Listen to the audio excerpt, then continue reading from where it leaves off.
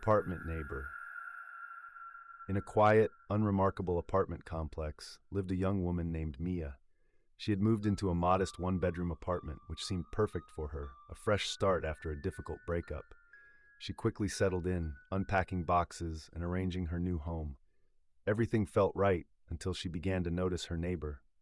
Mia's apartment shared a wall with a strange man named Greg.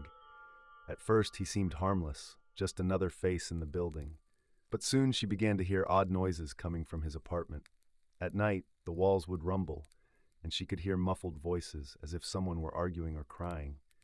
Curiosity consumed Mia, but she tried to ignore it, reassuring herself that everyone has their issues. However, her unease grew more frequent and intense. One night, she was awakened by a loud crash followed by an eerie silence. Something was amiss. Determined to uncover what was happening, Mia decided to talk to Greg. She knocked on his door, her heart racing. After a long silence, he opened it. He looked disheveled and seemed more than a little on edge. "Oh, sorry about the noise," he said, forcing a smile. "Just some personal matters." Mia felt a twinge of sympathy but couldn't shake her anxiety. For the next few days, her worries persisted, and it felt as if Greg was always watching her, lurking in the shadows. Sometimes she would catch glimpses of him at the window, staring out or aimlessly pacing his apartment. One evening, Mia returned home late from work and noticed Greg's door slightly ajar. She hesitated, instincts urging her to leave. But curiosity got the better of her. She peeked inside and saw a dimly lit room filled with chaos. Papers were strewn everywhere, and in the center stood a large, sinister mirror that seemed to absorb the light. Suddenly, a chill ran down her spine. It felt as though the mirror was watching her. At that moment, Greg appeared behind her, making her jump. "Mia, what are you doing?" he asked, his voice sharper. "I was just passing by," she stammered, quickly retreating down the hallway. The encounter left her shaken, and she resolved to keep her distance from him. Days passed, and the noises intensified. Whispers filled her apartment, echoing through the walls, and Mia could no longer ignore them. One night, she sat on the couch, too frightened to sleep. She listened intently, the voices growing clearer, mingling with sounds of fear and despair. Realizing she couldn't handle this alone, Mia reached out to her friends for help.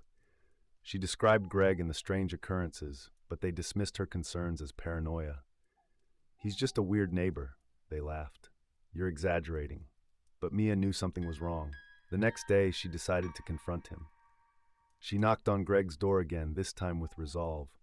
"Greg, can we talk?" she asked, trying to remain calm. He slowly opened the door, his expression difficult to read. "What's wrong, Mia?" he asked, his eyes darting nervously. "I've been hearing a lot of noise from your apartment. Is everything okay?" she pressed. He hesitated, then sighed heavily. "Everything's fine, just dealing with some things." There was a weight to his words that made her uncomfortable. "Why don't you come in? I can show you." Against her better judgment, Mia stepped inside. The air was thick and heavy, and the atmosphere felt suffocating.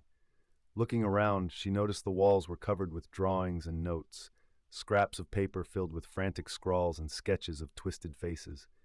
"What does all this mean?" she asked, her voice trembling. "It's nothing," he replied, his tone shifting. "Just my art." But the drawings depicted something far darker than mere art. They seemed to tell a story of torment, of voices echoing through the very fabric of the apartment. Mia felt the walls closing in around her, the air growing colder. Suddenly, she heard a voice, a soft, almost pleading whisper. Help me. It seemed to emanate from the mirror. Mia's heart raced, and she turned to see Greg watching her, his expression now sinister. "I think you should leave," he said, his voice low and threatening. Fear clenched her chest, and she backed away, instincts screaming for her to run. As she turned to flee, she tripped over a pile of papers, and at that moment, the whispers grew louder, consuming her thoughts. Mia bolted from the apartment, slamming the door behind her. She didn't stop until she reached the safety of her own unit. Shaking, she locked the door, her mind racing from what had just happened. In the days that followed, she couldn't shake the feeling that Greg was watching her. The unease continued, but she was too terrified to confront him again. It felt as if he had claimed not only the space next to her, but also a place in her mind. One fateful night, Unable to sleep, Mia was drawn to the window. She looked outside and saw Greg standing in the darkness, staring at her. Their eyes met, and in that moment, time seemed to freeze.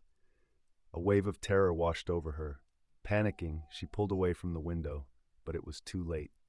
The whispers returned, echoing in her mind, mingling with the sounds of the night.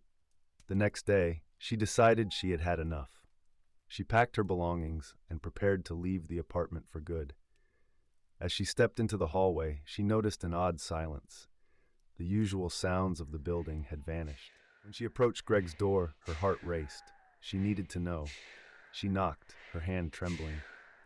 After a long silence, Greg opened the door, but this time his expression was cold and empty. "Mia," he said quietly, "you can't leave. You're part of this now." Before she could react, the door swung open, and darkness engulfed her like a shroud. The last thing she heard was the pleading whisper of the mirror, echoing through the shadows as the world outside faded away. From that day on, her laughter was replaced by the eerie silence of the apartment complex.